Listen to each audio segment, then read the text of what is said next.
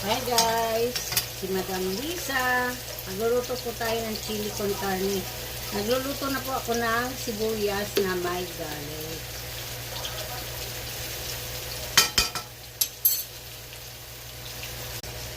Bell pepper, wala po tayong red, kaya orange bell pepper at sili na hiniwa-hiwa.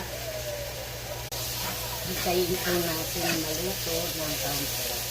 2 kilo ground beef, tomato paste, tomato crushed, salt, black pepper, paprika, red pepper, red beans. Haluin lahat. Mix together. My chili con carne, it's done. Ready to eat. Ayan na po guys. Panoorin niyo po sana to. Chili